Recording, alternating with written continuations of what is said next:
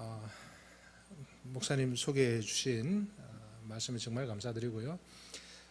제가 자주 받는 한국에 방문할 때 꼭 자주 받는 질문을 이런 종류가 있습니다. 왜 꼭 머리가 일부러 그렇게 하신 겁니까? 그러는데요. 일부러 그렇게 한 건 아니고요. 머리가 없습니다.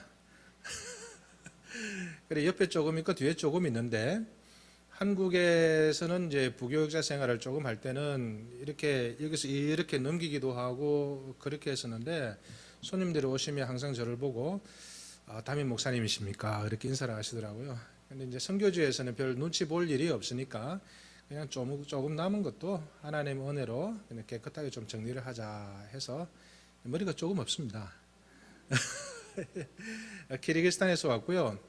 여러분들께서 또 부족한 저희 신학교와 또 저희 가정을 위해서 후원해 주시고 물심양면으로 기도해 주신 사랑에 정말 감사드립니다. 우리 권사회 중심으로 후원을 해 주신다고 말씀을 들었는데요. 우리 권사님들 그리고 우리 목사님 꼭 저희 신학교에서 수업을 또 인도해 주시고 하면서 꼭 배웠으면 좋겠습니다. 그때는 제가 맛있는 양고기로 따뜻하게 잘 대접하도록 그렇게 하겠습니다. 키르기스탄은 한국에서 비행기를 타고 중국만 건너가게 되면 키르기스탄입니다. 남북한 합한 크기와 아주 비슷하고요. 전 국토의 90%가 사람이 살 수 없는 땅입니다. 왜냐하면 3,000m가 넘는 곳이 있습니다. 저희들은 그 동네에서 조금만 가게 되면 뒤산도 있고 등산도 할 수 있죠. 근데 거기는 등산이라는 개념이 아니고 등반이라는 이런 개념을 가지고 있습니다. 잘못하면 잘못 산에 오르게 되면 죽을 수도 있겠다 하는. 그래서 작년 여름 때도 이제 한국에서 두 분이 등반하시다가 좀 운명을 달리하는 그런 일이 있었을 정도로 산이 상당히 높습니다. 7,000m가 넘는 산들이 또 두 개씩이나 있을 정도로 그렇고요.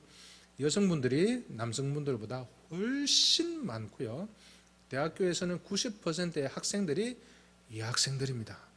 너무 신기해서 제가 보니까 태어나는 것은 남자 여자 같이 비슷하게 태어나죠. 근데 나중에 보니까 이제 청년들은 남자 청년들 중심으로 해서 러시아나 터키에 가서 일하는 사람들이 많이 있다 보니까 절대적으로 여자들이 많고 또 가정이 끼어진 사람들이 많이 있어요. 오늘 그 설교 말씀 제목이 보니까 무슨 과부와 40여인이라 되어 있죠. 무슨 40인의 도적 같은 알리바바 무슨 그런 이야기 같기도 하고 그러는데 실은 결론부터 말씀드리면 아무것도 아니고요.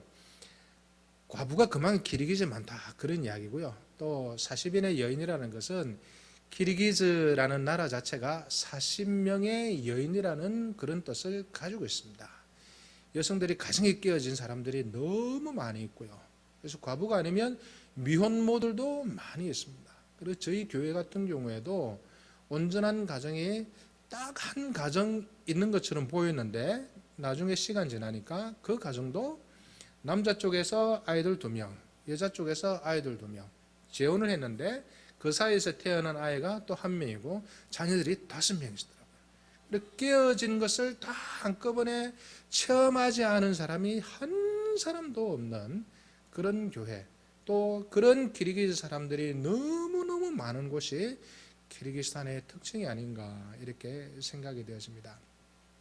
제가 설교 말씀, 오늘 본문 말씀 누가복음 7장 말씀들과 그리고 요한복음 10장 말씀 이 두 가지를 키르기즈 사람들이 이해하는 것을 어떻게 이해하는지에 대해서 짧게 말씀드리고요. 그 다음에 제가 주로 하는 하나님의 사역에 대해서 몇 가지 사진들을 가지고 함께 나누는 시간들이 되어졌으면 좋겠습니다. 오늘 여러분들 보신 7장 12절 말씀 그리고 14절 말씀을 제가 키르기즈 저희 리더십들과 함께 교제를 하고 말씀을 나눴죠. 말씀이 있는데 12절 말씀을 우리 키르기즈 리더십들이 딱 보더니 이 과부는 착한 사람이다. 그래서 제가 7장 12절 말씀에 과부가 착한 여자라는 내용들이 나오는가요? 한번 볼까요? 성문에 가까이 이르실 때에 사람들이 한 죽은 자를 메고 나오니 이는 한 어머니의 독자요 그의 어머니는 과부라. 그 성에 많은 사람도 그와 함께 나오거늘. 과부가 착한 여자래요. 아니 지금 무슨 이야기를 하는지 잘 모르겠다. 왜 착한 여자인지 그 이유가 있냐 그러니까 근거가 있죠. 우리 기리기 사람들은 이 구절을 다 읽으면 다 아는데 왜 목사님 모르냐고 그래요. 그런가? 한번 설명해 달라고 그랬었죠. 기리기 사람들은 사람이 죽게 되어지면 사람들이 오죠. 문상을 오거든요. 그러면요 온 동네 사람들이 다 오는데 그 사람이 착하고 좋은 사람이면 많은 사람들이 오고 참석하지 않은 사람들은 그 왕따 취급을 당합니다. 하지만 착하지 않은 사람, 평상시 때에 행실이 별로 좋지 못했던 사람 때는 야 가자 그러면 당신만 가시라. 난 안 간다 그래요. 많은 사람이 나왔거든요. 그래서 이 구절들을 보면서는 목사님 이 과부는 행실이 정결한 그런 과부입니다. 나이가 30대 초반입니다. 그래서 착한 과부라는 것은 내가 조금 그나마 이해하겠는데 나이가 왜 30대 초반이냐고 목사님 그걸 아직도 모르시냐고. 그래서 제가 성경에 그런 내용이 어디 있습니까? 물어봤죠. 목사님 자세히 읽어보세요. 7장 14절에 나와 있어요. 그래. 14절에 나와 있습니까?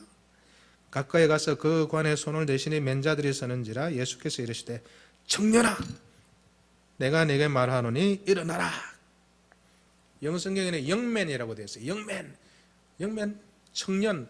한국에서는 청년의 나이가 적어도 고등학교를 졸업하고 청년이죠. 그런데 이때 당시의 나이가 청년이라 그러면 20살, 만 20살쯤 되어지면 청년이라고 했을까요? 그렇지 않죠. 우리 기리기 사람들은요 15, 16살쯤 되면 청년입니다. 청년.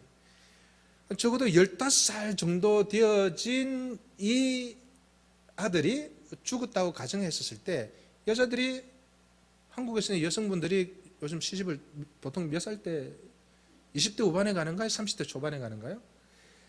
기리기즈는요 좀 죄송합니다만은 25 넘어가게 되면 이 가격이 자꾸 내려갑니다. 가치가. 옛날 저희 어르신 때도 그랬었죠.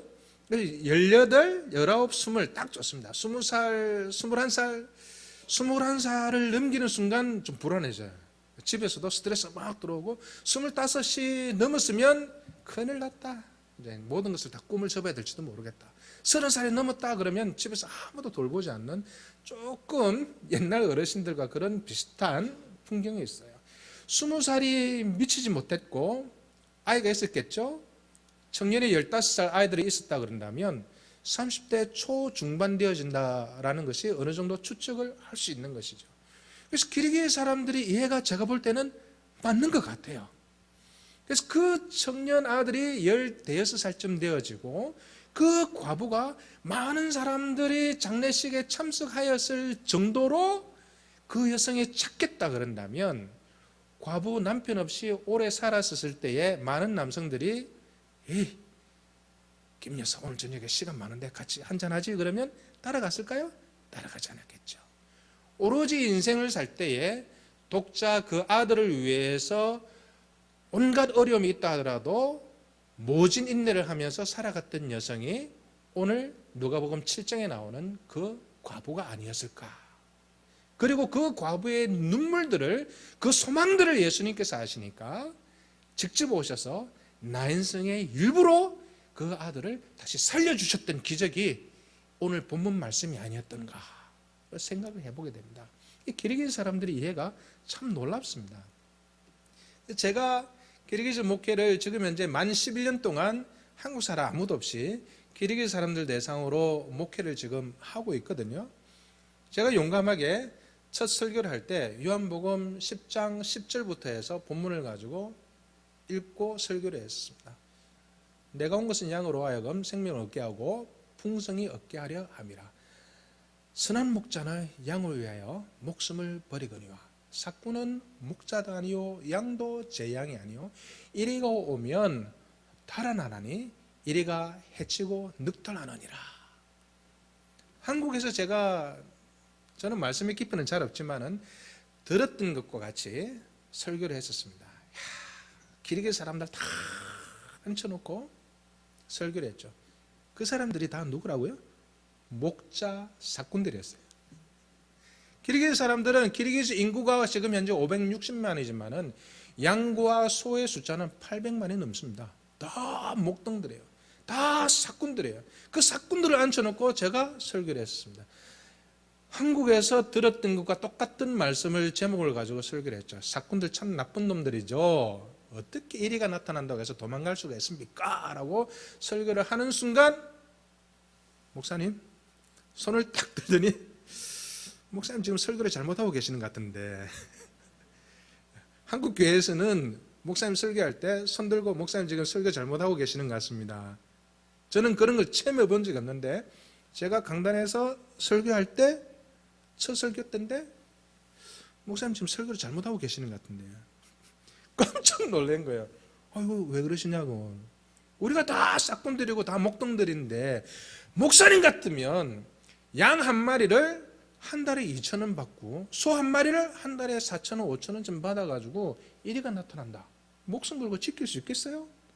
질문이 저한테 돌아왔습니다. 큰일 났죠? 그 목동들 사꾼들이 저한테 질문할 때 그 질문을 듣는 순간 돈 조금 받고 목숨 걸고 일을 못할 것 같은데 느낌 들었죠. 그렇지만 제가 뭐라고 그랬을까요? 그래도 제가 한국에서는 목사 안수를 받았는데 안 되죠 라는 말을 하게 되면 자존심 상하지 않습니까? 그래서 제가 그러면 오늘 예배를 다 마치고 나서 다시 이야기합시다 그랬거든요. 결과는 어떻게 됐겠습니까? 예배 시작은 제가 했는데 예배 마치는 것은 자기들이 웅숭웅숭 하더니 자기들이 마치더라고요. 자 가자. 오늘 말씀 더 들을 것 없다. 그게 저의 키리기즈 첫 목회의 시작이었습니다. 그때 흐름을 못 잡은 것이 만 11년이 지났어도 아직까지도 목회에 대한 키리기즈인들에 대한 목회의 그 흐름을 아직도 잘 못 잡은 것이 아닌가 생각이 들었어요. 제가 너무 자존심이 상했죠. 야, 어떻게 하나님께서 이런 곳에 나를 보내실 수가 있을까? 그래서 집에 가서 또 성경 말씀을 다시 봤습니다. 10장만 보지 말고 9장도 보자. 9장 말씀을 쭉 읽으면서 예수님께서 누구에게 어떤 사람들 대상으로 설교를 했을까? 보니까 뭐 바리새인들도 나오고요. 그리고 이제 날 때부터 소경된 사람을 예수님께서 살리신 내용들도 다 나오고 예수님의 말씀 듣는 사람들은 다 유대인이고 대부분 사람들이 분명 양에 대한 그런 흐름들을 갖고 있는 사람들인 것 같더라고요. 나는 선한 목자라. 선한 목자는 양을 위하여 목숨을 버리거니와. 10장 말씀을 제가 다시 봤습니다. 말씀의 초점은 싹꾼일까요? 싹꾼이 아니더라고요. 저는 속았어요. 예수님께서 말씀하신 그 10장의 내용의 핵심은 예수님이지 싹꾼이 아니죠. 기르기즈 사람들이 성경 말씀을 이해했던 것이 정답이었어요. 우리는 싹꾼, 나쁜 사람이죠. 하지만 어떻게 해요? 예수님이 정상이죠. 싹꾼들은 비정상이고 기르기즈에 가서는요, 제가 잘못 봤어요. 싹꾼이 정상. 왜요? 기르기즈 사람들은 받은 만큼만 일하는 거죠. 예수님은요, 예수님이 비정상이죠.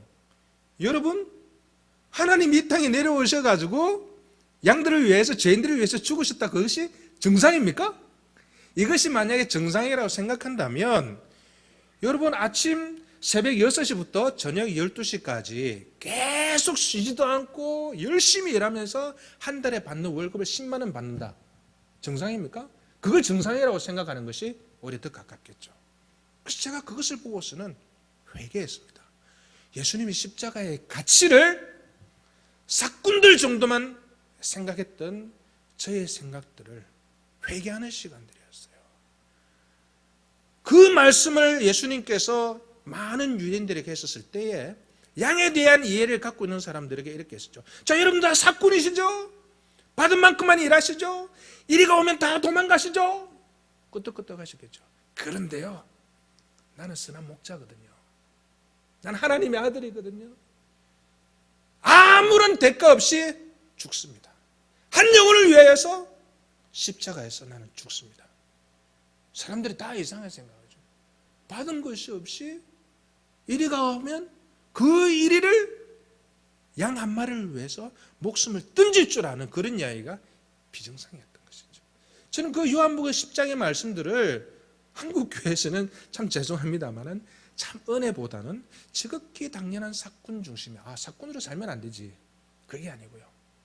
기리기스 사람들을 통해서 예수님의 선한 목자 십자가의 그 가치를 다시 한번 생각하는 그런 일들을 기리기스 사람들 목회하면서 체험을 하게 되어졌습니다. 제가 지금 저희 교회에 나오는 사람들의 적지 않은 사람이 다 여성분들이고요. 남성분들보다는 여성분들이 한 90%쯤 되는 것 같습니다. 다 러시안 말을 다 못하는 사람들인데요. 다른 말로 하게 되어지면 러시안 말을 못한다는 말은 시골에서 올라온 사람들이고 교육 수준이 낮은 사람들이라는 그런 뜻입니다. 그리고 도움을 받는 사람들이고 저에게 목사님 좀 도와주십시오 라고 요청을 하지 않은 사람들은 한 명도 없습니다. 목사님 겨울입니다.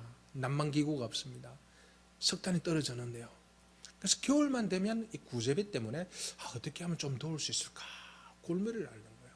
그래서 특별히 더 어려운 사람들이, 어려운 할머니가 교회에 참석한 적이 있었습니다. 계속 교회에 잘 참석하는데 형편이 어렵더라고요. 자기의 딸은 보니까 한 남자의 여성이 아니고 한 남자의 세컨 아니면 서드 쪽이었어요. 자기도 힘드니까 어머니가 겨우 받는 교회 그 구제금을 어머니로부터 조금 받기 위해 가지고 어머니 집에 오기도 하고, 그리고 간혹 교회 나올 때 어머니가 자기도 따라서 나오고 교회에서 같이 식사하고 그런 어려운 가정이었어요. 그래서 매달마다 구제비를 책정해서 저희들이 도왔죠. 그래서 저희 교회 에릭킨 목사님한테 작년 10월 말에 이제 목사 안수를 10년 만에 줬는데요. 신방을 다녀오더니 보고를 하는 거예요. 목사님, 우리가 구제비를 지출하고 있지만은 날씨가 추운데 그 씨름한 아주머니가 겨울에 그 전기 난방 기계가 하나 있었으면 좋겠다 요청이 들어왔다는 거예요. 그래서 제가 에릭킨 목사님 생각 좀 해보십시오. 지금 우리가 기리기 사람 목회한 지 10년 11년 넘어가는데 구제비 책정한 지 얼마 안 되고 계속해서 매달마다 구제비를 지출하고 있지 않습니까? 그러면 다음 달 구제비 때까지 기다려야 되지 않겠어요? 와, 너무 피곤합니다 목사님. 제가 그랬어요. 현진 목사님, 에릭킨 목사님, 목사님 이거 한두 번도 아니고 야 이거 언제까지 해야 되죠? 다음 달까지 좀 기다립시다 그랬거든요. 제가 구제비를 책정했었죠. 구제비를 안 준 것도 아니죠. 근데 그 가정은, 실험한 아주머니의 가정은 추우니까 지금 당장 어떻게 해야 될까 어려우니까요. 옆에 집에 가서 이제 석탄을 빌린 거예요. 석탄을 구워와가지고 석탄을 뗐는데 굴뚝이 막힌 거예요. 그러면 그 연기가 어떻게 될까요? 연기가 역류하죠. 잘 안 빠져나가고. 집이 따뜻할까요? 따뜻하지 않죠. 또 옆에 집에 가서 석탄을 또 빌려온 거예요. 계속 뗀 거예요. 그 집에 아들이 있었는데 그 아들은 정신병자예요. 정신이 온전하지 못해요. 한번 좀 교회 데리고 나오십시오. 제가 기도해 드리겠습니다. 그랬는데 예배 시간에 맨 뒤에서 앞자리까지 설교하는 도중에 왔다 갔다 왔다 갔다 정신이 하나도 없어요. 아이고 아주머니, 다음 주부터는 미안한데 아들 교회 안 데리고 나와도 됩니다. 제가 목사인데 아주머니 교회 다음 주에 안 데리고 나와도 된다. 내가 감당을 못하겠다. 설교를 못하겠으니까. 근데 그날 저녁에 석탄을 너무 열심히 뗐는데 자기 아들도 집에 있죠. 그 아주머니도 어떻게 해요? 연기를 마시고 죽었습니다. 그게 작년 이야기예요. 작년 만 1년이 조금 안 되죠. 그 사건은 저의 정체성에 대해서 다시 한번 생각을 할 수밖에 없는 엄청난 사건이었습니다. 죄책감은 말로 표현할 수 없겠죠. 제가 하나님 앞에 가서 여쭤봤습니다. 하나님 기르기제 가라고 그러셨죠. 제가 갔습니다. 순종하는 겁니까? 순종했지 않습니까? 교회가 작은 교회지만은 하나님 구제비를 책정했죠. 매달마다 도왔죠. 제가 안 한 게 뭐가 있죠, 하나님? 하나님 앞에 제가 컴플레인을 했었죠. 하나님, 제가 안 한 것이 무엇입니까? 안 한 것이 있다면 이야기를 해 주십시오. 하는 것이 있다면 하나님 이야기해 주십시오. 한국교회에서 했던 것처럼 구제비를 책정하고 어려운 사람들도 없고 신방도 하고 하는 것이 무엇이죠? 예수님께서 아무 음성이 없는 가운데 며칠이 지났어야 갑자기 제 마음속에 말씀을 주시는 것 같아요. 난 너를 위해서 죽었는데? 난 너를 위해서 죽었는데? 선한 목자가 그냥 선한 목자가 아니지? 난 너를 위해서 죽었는데? 알량한 구제비 몇 푼 가지고 그 아주머니가 오죽했으면 힘들었었는데, 힘들고 어려울 때는 한 달에 한 번만 힘들고 어려운 게 아니지 않습니까? 힘들고 어려운 때가 한 달에 한 번이니? 그렇지만 하나님, 제가 너무 피곤합니다. 온 교회 성도들이 목사님 도와주십시오. 목사님 도와주십시오. 하나님, 제가 좀 지치지 않았습니까? 그래도 내가 너를 위해서 목숨을 버렸지 않니? 너가 해야 될 것은 무엇이? 하나님 저한테 말씀해 주시는 거예요. 우리가 교회 생활할 때도 마찬가지지 않겠습니까? 우리가 최선을 다하죠. 한 달에 11조 하시죠. 봉사하시죠. 성가대 봉사하시죠. 주일학교 교회 교사로 또 헌신하시지 않습니까? 각 부서의 대표로서 또 섬기시지 않습니까? 기준이 있지 않습니까? 오늘은 여기까지, 이번 달은 여기까지, 나는 여기까지 봉사하고 난 여기까지 헌금을 하고. 근데 하나님께서 여쭤보시죠. 자, 내가 너를 위해서 무엇을 했었지? 우리의 기준서는 교회 안에서 정해져 있지만은 하나님의 기준서는 정해져 있지 않다는 거예요. 또 그것이 언제 어떻게 우리에게 다가올 수 없다는 것이죠. 예상하지 못한 일들일 때에 하나님께서 질문하시는 거죠. 난 너를 위해서 목숨을 버렸는데 너의 기준서는 한 달에 한 번이구나. 너의 기준서는 여기까지구나. 그럼 너는 나를 위해서 무엇을 해야 될까? 하나님 나라에는 기준선이 있습니까? 하나님 나라에는 기준선이 없단다. 하나님 저한테 말씀해 주시는 거예요. 그래서 작년 연말 이후로 제가 2019년 한 해가 시작되어지면서는 하나님 나라에는 기준선이 없구나. 기준선이 없구나. 그러면 한 달에 한 번이 아니라 혹시 내가 돌아보지 못하는 사람들이 있지는 않을까? 그런 사람들을 위해서 조금 더 신경을 쓰는 것이 맞겠구나 하는 제게 주신 그런 음성이었습니다. 그것은 저의 음성뿐만 아니라 우리 온 교회 성도님 여러분들에게 말씀하시는 하나님의 음성일지도 모르겠습니다. 그 음성에 여러분 아멘하고 순종하시는 여러분들이 되어진다면 하나님 정말 기뻐하시는 믿음의 종이 되어지리라 저는 확신합니다. 사진을 보면서 함께 저의 부족한 사역을 하나님께서 주신 사역을 나누었으면 좋겠습니다. 어떻게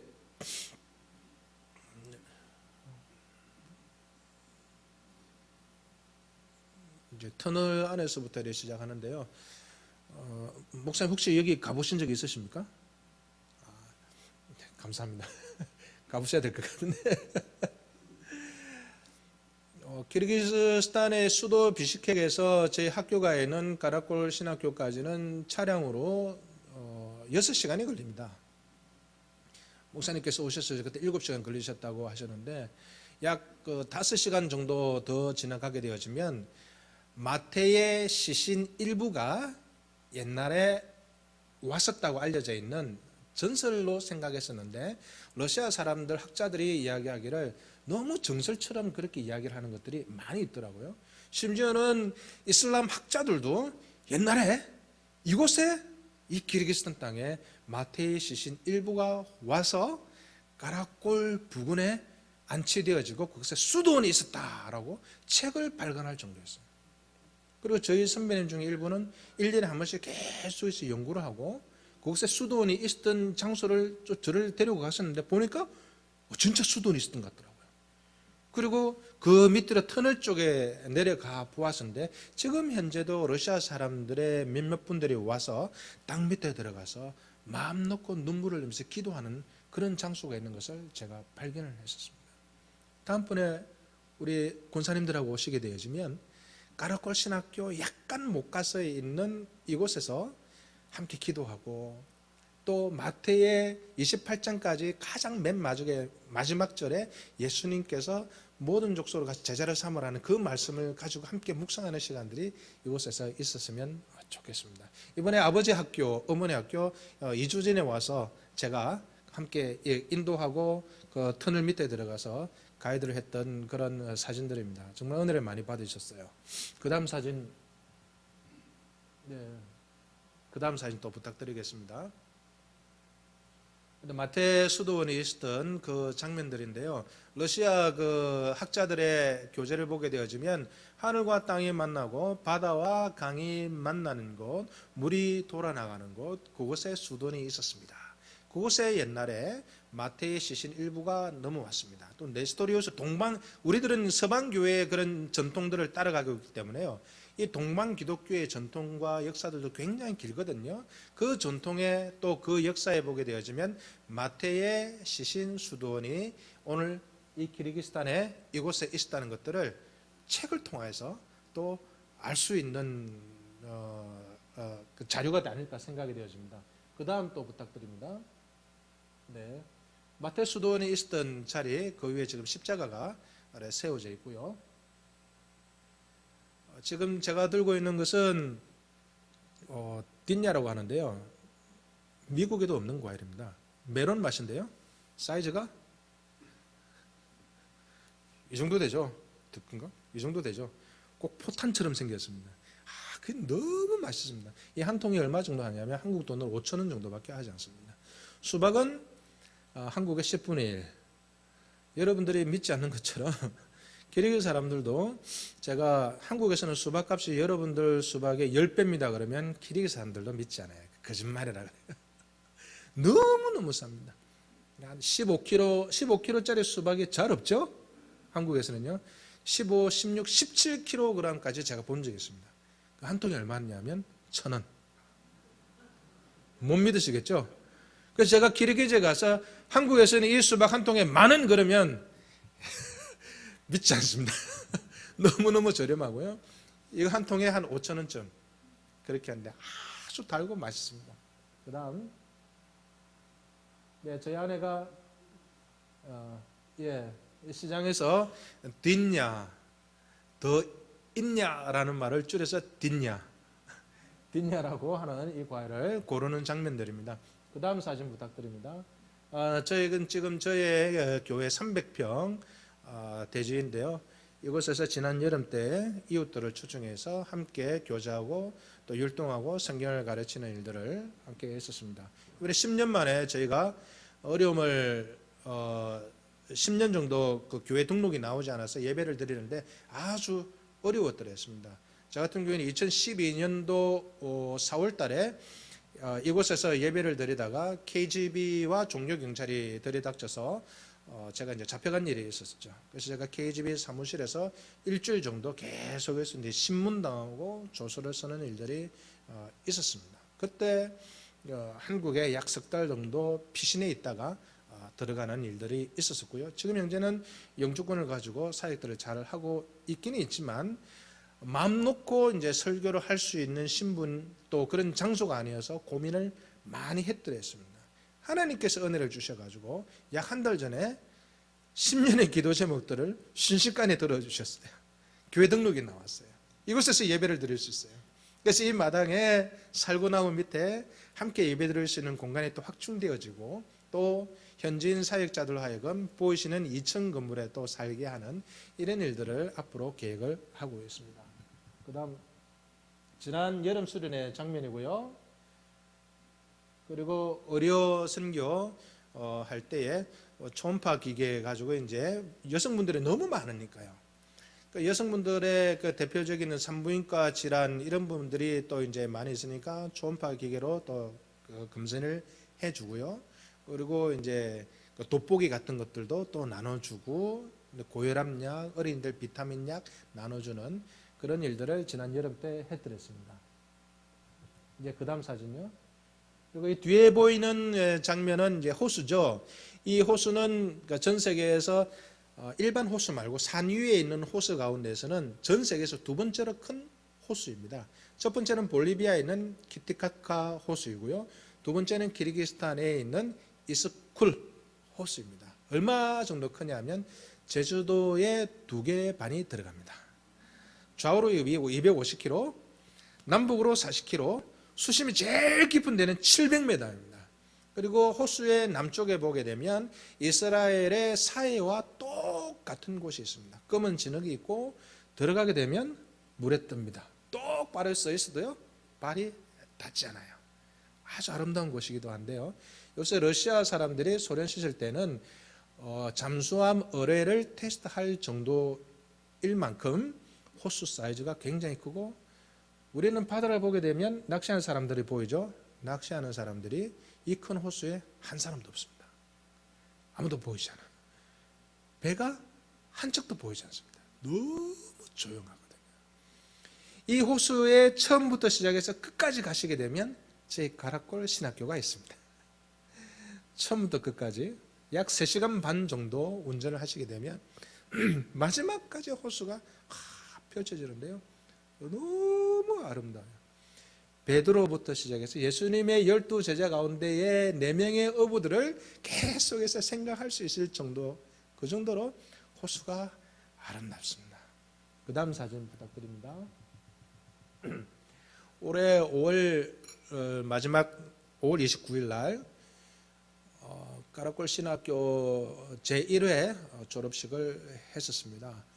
우리 정산제일교회에서 후원을 해주시는 저희 신학교가 실은 제가 개척한 것이 아니거든요. 우리 제1대 학장이었던 이현용 목사님이 한국으로 임지를 옮길 수밖에 없어서 여러 사람들 찾다 못 찾다가 누구를 찾았냐? 그러면 가장 권위가 있어 보이고 가장 체격도 뚱뚱한 사람을 찾다 보니까 저를 찾은 게 아닐까. 물론 다른 뭔가가 또 있었겠죠, 저에게. 제가 주로 만나는 사람들은 한국 사람들 잘 만나지 않거든요. 그래서 키르기즈 사람들, 현지인들을 만나고, 제 친구들이 한국 사람들은 잘 없고 현지 키르기즈 목회자들이 또 친구들이 좀 있습니다. 그래서 계속 그런 사람들하고 만나서 교제를 하다 보니까 1대 학장이었던 이원용 목사님이 그럼 2대 학장을 우리 최민경 선교사님 하세요. 좀 부탁합니다. 그래서 제가 가락골 신학교를 보면서는, 목사님께도 잠시 말씀드렸지만요, 저희 단체가 어떤 단체라는 것에 대해서는 제가 말씀을 좀 드리지는 못하겠지만, 저희 단체 선교사들이 키르기스탄에 20가정이 있습니다. 20가정 선교사들이 신학교 운영을 잘 못해요. 시작을요. 왜 그러냐면 너무 똑똑하거든요. 너무 대단하신 분들이 많이 있으니까 신학교에서 의견을 하나로 맞춰 나가는 것이 참 힘들어요. 그래서 학사 운영도 힘들고, 또 이슬람권이다 보니까 작은만 핍박이라도 있으면 그 핍박에 대한 이해가 사람마다 달라가지고 수업을 운영하는 것이 참 쉽지가 않은 것 같아요. 그런데 제1대 학장은 키르기스탄의 이스쿨 호수 저 끝에 가서 혼자서 신학교를 시작했는데, 그 신학교가 올해 키르기스탄의 신입생들요, 제일 많은 학교가 되어버렸어요. 한 명이 신학교를 시작했는데 가장 전략적인 곳에 키르기즈 현지 목회자들의 꿈이 무엇이냐, 그 사람들의 갈망하는 것을 알고는, 그러면 내가 여러분들이 그렇게 기도했던 신학교를 내가 시작하도록 해주겠습니다. 2사람도 아니고요, 한 사람이 가서 한 거예요. 대단한 분이죠. 제가 그 신학교를 그쪽에서 시작할 때에 저는 이현용 목사님 뒤에서 아무것도 한 것이 없습니다. 기도도 안 했어요. 안 될걸? 불가능해. 그걸 혼자서 어떻게 하지? 근데 2년 동안 계속해서 운영해 나가는데 대단하죠. 그건 불가능한 것을 가능하도록 만드신 하나님의 무언가가 그 목사님한테 있었던 것 같아요. 그래서 2년 마치고 나서 저에게 목사님이 한번 해보시죠 했었을 때는 절반은 농담 아닐까? 절반은 이야 대박, 그런 마음들이 가능했어요. 가보니까요, 이 가락골에 있는 신학생들은 참 순수하고요, 어떻게 하면 우후죽순인 신학도 제대로 모르는 사람들, 이 사람들이 하나님의 말씀을 바로 할까? 좀 방법이 없을까? 라고 계속해서 생각하는 사람들로 충만한 지역이었어요. 신학교를 운영하면서는 질서를 잡고 주일을 그 사람들은 기르기즈 말로 무슨 날이라고 그러냐면 장날이라고 이야기합니다. 러시아 사람들은 일요일이라는 말을 러시아 사람들은 부활절이라고 그래요. 바스크리세니. 일주일에 한 번씩 러시아 사람들은 부활절이라고 그러고, 기르기즈 사람들은 무슬림 전통이기 때문에 일요일은 장날이라고 그래요. 많은 사람들이 교회 오세요 그러면 장 보러 가야지, 장사해야지, 물건 사러 가야지, 장날이에요. 까락골 사람들, 교회 리더십 중에 어떤 사람들은 자 여러분들 장날이니까 시장 보러 갔어요. 그러면 우리는 교회 수요일날 모입니다. 그런 사람이 있을 정도예요. 수요일이 예배드린 날이에요. 그래서 제가 그런 이야기도 처음 들었었고요. 야, 어떻게 수요일날 예배드리냐? 일요일날 예배드려야지, 하나님의 날에. 일요일에는 장날이니까 사람들과 각기 그 소견에 옳은 대로 하는 것이 맞지 않냐? 야, 이거 사사기다. 그래서 그런 것들도 신학교의 권위를 가지고 수요일날 모이면 안 됩니다. 주일날 모여야 돼요. 예수님께서 다시 사신 날이에요. 이 날에 축복을 해주는 날이에요. 이 날에 하나님의 특별한 은혜가 임하는 날이고, 예배로 모여야 하는 날에 가장 중요한 예배로 모이는 한 주일의 첫째 날에 이 날이니까 당시 수요일날 모이면 매우 비정상이다. 그걸 신학교를 통해서 가르치는 거예요. 5월 29일 날 졸업식을 했거든요. 이날에 또 무슨 일을 했냐면 목사 안수식을 또 했습니다. 한국 교회에서는 그렇게 하지 않죠. 다음 사진 좀 보여주시겠습니까? 그 다음 사진도요. 가장 왼쪽에는 토론토 영락교회 담임 목사님, 송 목사님이 오셔서 설교하시고 또 세족식도 해주셨고요. 그 다음 사진요. 네, 그 다음 사진도 좀 부탁드립니다. 예, 토론토 영락교회 송민호 목사님이시고요. 그 다음 사진도, 예, 지금 그 앞에 있는 누를란이라고요. 여기 학생처장입니다. 학생처장을 이원용 목사님이 교육도 시키고 그랬는데, 제가 볼 때는 대한민국의 주일학교 교사 수준에도 미치지 못하는데 어떻게 교육시킬까? 그래서 계속 시험을 쳤죠. 목사 안수 주겠다. 고시위원회 만들고, 그 지역에서 고시위원회를 만드는 경우가 한 번도 없었습니다. 고시위원회가 뭐죠? 시험을 쳐야 됩니다. 그래서 저보고 성교사님 알아서 하세요. 오케이, 알아서 합니다. 1차 시험 치고 시험 쳤는데 점수가 너무 안 되는, 목사 안수 줘야 돼 고민을 하다가 한 번 더 시험 시작을 했죠. 2차 시험 치고 성적이 안 나오니까 3차까지 시험 치고 4차에 가서 합격을 시켜줬어요. 합격할 때까지 시험을 친 거예요. 까락골 역사에 처음 있는 일이었습니다. 그래서 시험은 패스했습니다. 공포를 하고 면접을 해야 되죠. 자, 면접을 합니다. 그러니까 그 까락골 지역에 목사 안수를 위한 면접이 있었을까요? 없었을까요? 한 번도 있어 본 적이 없었어요. 면접을 합니다. 그래서 현지인 러시아 사람, 고려인들, 그리고 기르기즈 이사들을 불러서 인터뷰를 하는데, 어떤 사람은 양을 치다가 오고, 어떤 사람이 영접하고 오기도 하고, 어떤 사람이 양복을 입고 참석했는데, 면접을 하는 그날이 목사 안수식인 줄 알고 착각해서 오는 사람들이 있을 정도로 면접은 처음 있었어요. 그리고 면접 통과시키고 난 이후에 졸업식 때 안수식을 같이 했었는데, 자기들 간에 그런 거예요. 아니, 선교사님, 우리들은 몇몇 성도들의 리더십이면 그 사람들 다 목사라고 부릅니다. 뭐 때문에 안수가 필요하죠? 저한테 반문하는 사람이 있을 정도였어요. 그래서 제가 그 사람들을 설득시킨 거예요. 목사 안수를 안 받았죠, 당신? 네, 안 받았습니다. 그러면 당신은 목사긴 하지만은 메드 인 차이나 목사예요. 안수식을 하게 되어지면 메드 인 코리아 혹은 메드 인 USA 목사가 되는 겁니다. 어딜 가서 나는 목사입니다. 하나님 말씀을 증거를 합니다. 하나님의 영적 권위를 세워주십니다. 안수를 받아야 되겠죠. 그래서 한 개씩 한 개씩 설득을 하고 문화를 심어놓고 하는데 참 많은 어려움들이 있었기도 하고, 그 산을 넘어가면서는 보람도 있었습니다. 그리고 몸이 조금씩 아프더라고요.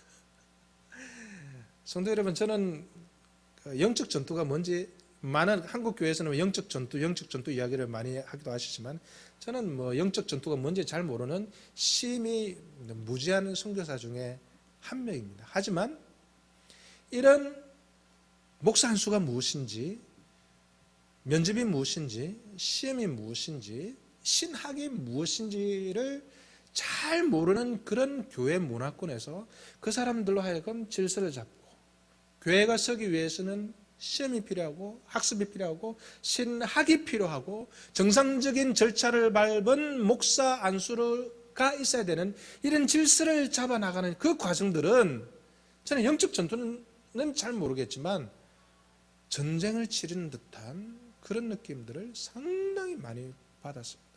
보람도 있었지만은 큰 산을 한 개씩 두 개씩 넘는 듯한 그런 느낌들을 참 많이 받는 그런 한 해였습니다.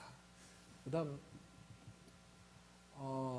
맨 왼쪽은 그 누를란 목사 안수를 받지만 오른쪽에는 딸들과 그 사모입니다. 사모들 오시오. 사모하고 그 딸들한테도 제가 질문했어요. 당신 남편이 당신 아버지가 목사 안수 받는 것에 대해서 오케이 하냐? 오케이 합니다. 당신 아버지를 존경합니까? 존경합니다. 그러면 목사 안수 받는 것을 다 오케이 했습니까? 그렇습니다. 질문을 그렇게 한 거예요. 그 다음 사진. 예. 목사 가운을 제가 입혀주고요. 같이 이제 포옹하는 장면인데, 목사 가운도 없어서 그 목사 안수를 받게 되시면 가운을 입어야 된다는 그런 문화가 또 없습니다. 그래서 그 문화를 제가 만들어 주려고 저의 가운을 다 걸쳐주고 입혀주고 안수식을 마치고 나서는 빨리 벗어. 저희 집에 고이 모셔두고 있습니다. 목사 가운 좀 주면 안 되겠냐 그러는데 나도 한 벌밖에 없다. 이제 첫 축도하는 그 장면입니다. 지금도 제가 얘기했지만은 일주일에 한 번씩 그 인터넷을 통해서 페이스 투 페이스 계속해서 대화하고 교제하고 같이 1대1로 교제하는 그런 시간을 갖고 있는데 참 착해요. 말도 너무너무 안 듣지만은 참 착해요. 여러분이 양들의 성품이 착하죠? 양들의 성품은 무엇인 줄 아십니까? 러시아 사람들이 기르기 사람들 보고 다 양이라고 그래요. 그 말 뜻은 좋은 뜻이 아니라 욕이에요. 성경에 보게 되어지면 양은 뭐라고 됐죠? 각자 그 길로 간다. 그릇 행하여 각자 그 길로 간다. 누가 가이드 해주지 않으면 자꾸 그릇 행하요. 엉뚱한 데로 가는 거예요. 이게 기르기 사람 특징인 거예요. 그 다음 사진도 부탁드립니다. 제가 뭔가 이제 사진에 사람이 많이 있으면 한 교회에서는 좀 좋아하는 것 같더라고요. 한두 명 있는 것보다는. 그래서 한번 가져와 본 건데, 올해 5월 중순 때 제가 미랄 심장재단에 키르기스탄, 제가 아니고 저희 집사람이네요. 저희 아내가 미랄 심장재단의 지부장으로 있고 제가 아내를 돕는 사람으로 있습니다.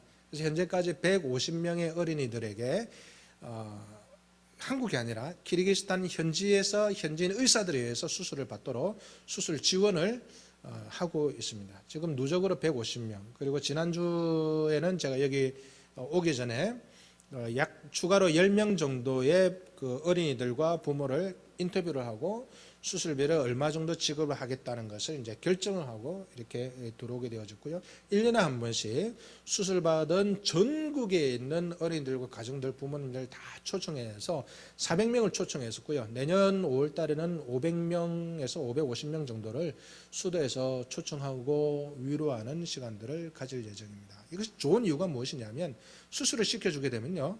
기르기 사람들은 컨택 포인트가 중요하죠. 근데 내가 목사입니다 그러면 당연히 만나지 못합니다. 절대로 마음문을 열지 않습니다. 한국어를 10년 동안 가르치게 되면 예수님을 10년 후에 신뢰감을 가지고 전하고 그 중에서 1명, 2명 정도가 예수님을 영접하는 케이스가 있어요. 청년들 가운데. 근데 심장 수술을 시켜주게 되어지면 시켜주고 나서 그 다음날 바로 우리들이 영적으로 갑질을 할 수 있는 거예요.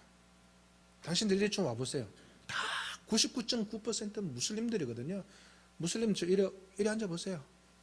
내가 당신 집에 좀 가겠습니다. 그러면 식사를 막 차려놓고 하고 싶은 이야기 다 하세요. 그러면 제가 막 이야기하면 기르기스 사람들의 사자성어 이야기, 역사 이야기를 제가 막 하게 되면요, 사람들이 저보고 그래요. 야, 어떻게 저렇게 머리 벗긴 사람이 기르기스 말 저렇게 잘할 수가 있을까? 막 열심히 듣는 거예요. 그래 아이들 불러가지고 또 춤도 추고, 그리고 그 아이들한테, 그 부모들한테 이야기하는 거죠. 이 아이는 우리가 키우겠다. 그러면 그 말을 너무 좋아하죠. 우리 제 선생님이 그러면 우리 아이를 맡길 테니까 마음 놓고 교육시키죠. 그렇게 가능하더라고요. 그래서 저희 아내가 한국어 교사를 통해서 10년 동안 예수님을 전도를 해서 영접한 아이들이 단 2명이에요. 10년에 단 2명. 근데 심장 수술 시켜준 이후에는 우리들이 원하는 때에 가서 갑질하고 앉아보시오, 전하고 그 일들을 마음 놓고 할 수 있는 거예요. 이 일들이 참 신기한 것 같아요, 저는요. 그 다음에 사진 좀 부탁드립니다. 네, 그 나라의 연예인들과 같이 행사를 제가 이제 사회 보는 장면이고요. 네, 어린아이들 심장 수술 받은 어린이들입니다. 행사 준비하고, 그 다음 사진도 부탁드립니다. 네, 그 다음 사진도요. 네, 그 다음 사진도 또 부탁드리고요. 1대1 제자 양육 그 세미나를 기르기즈 교회들이 이제 큰 교회가 없으니까 십자가가 있는 그 교회가 없습니다. 물론 그건 간혹 있을 수 있는데 그것은 러시아 교회나 고리안 교회는 가능한데, 기르기즈 사람들은 태어날 때부터 태어나자마자 학습을 하는 것이 있습니다. 세뇌 교육을 받는데 크리스찬이라는 단어를 죽을 정도로 싫어합니다. 크리스찬. 그러면 나는 크리스찬이다 라고 밝히는 순간 그 사람하고 관계는 더 이상 발전하지 않습니다. 끝난 겁니다. 한국 사람들이 실수를 할 때 나는 크리스찬입니다, 그 말을 기르기즈 사람들에게 하지 않습니까? 그럼 기르기즈 사람들은 표현을 하진 않지만은 그냥 뭐 밥 먹다가도 나는 크리스찬입니다, 그리고 2번 다시 만나기 싫어요. 그리고 건물에 십자가가 있다, 들어가지 않습니다. 만약에 자기 아들이 고리안이나 러시아 친구들이 있어서 모르고 그 건물에 들어갔다 그러면 아버지가 쫓아 들어와 가지고 혼냅니다. 엄청나게 혼을 내고 때리고 끌고 나가버려요. 그게 기르기즈 무슬림들의 특징인 거예요. 근데 거기서 1대1로 제자 양육을 한다는 것은 큰 예배가 대신 잘 안 되기 때문에 1대1 제자 양육 과정들이 필요해서 그것을 저희 교회 에르킨 목사님과 같이 1대1로 이렇게 제자 양육하는 과정들을 또 보고 계십니다. 예, 이 장면이고요. 그 사진은 여기서 이제 마치셔도 이제 될 것 같습니다. 제가 하는 일들이 하나님께서 은혜 가운데에 여러 일들을 하고 있는 것 같은데요. 여러 일들 가운데에 날마다 제가 스스로 되뇌이는 것은 내가 하나님의 모습, 형상을 잃지 않고 일들을 감당하고 있느냐라는 것에 대한 반문을 거의 빠지지 않고 이렇게 하고 있습니다. 그래서 제가 이 자리에서 기도 부탁을 드리고 싶은 것은 건강 잃지 않고 하나님의 맡은 충성스러운 사역자가 되어줄 수 있도록, 그리고 저희 사역들 가운데서 가장 힘든 사역은 가장 오랫동안 해온 일들이 너무나 지금 힘이 듭니다. 그것은 교회 사역이에요. 교회 사역만큼 힘든 일이 없는 것 같아요.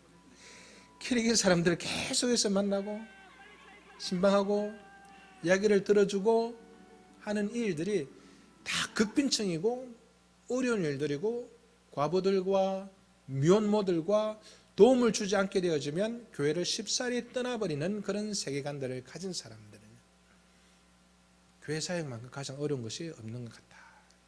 한편으로 가장 또 보람 있는 일들은 까락골 지역에 있는 신학교를 운영해 나가는 이 일들은 제가 하는 일 중에서 가장 필요한 일들이고 너무나 소중한 그런 일들이라는 것을, 또 저희 집에서는 6시간 운전해서 가야 되거든요. 왕복 12시간이거든요. 지금 눈이 내리고 있습니다. 어떨 때는 올해 1월 달에는 눈에 보이지 않을 정도로 눈이 너무 많이 내려서 위험에 빠진 일들이 있을 정도로 눈을 뚫고 가는 그런 일들이 있을 정도로 이제 가르콜 신학교는 거리가 있습니다. 한 달에 2번, 3번 꼭 가서 한 번 가게 되면 2박 3일 정도 자고 와서 학교를 운영해 나갑니다. 보람 있어요. 그리고 교회가 힘을 얻고 신학교를 통해서 하나님을 더욱더 알아가는 그 과정들을 옆에서 지켜보는 것은 이것이야말로 정말 이때까지 알지 못했던 하나님의 큰 일들, 하나님의 선교가 아닌가 이렇게 확신이 되어지고 있습니다. 제가 지치지 않고 또 제가 미랄과 같은 사역들을 통하여서 가르골 지역에 교회들이 힘을 얻는 일들이 계속해서 일어날 수 있도록 여러분들께 기도 부탁을 드리고 싶습니다.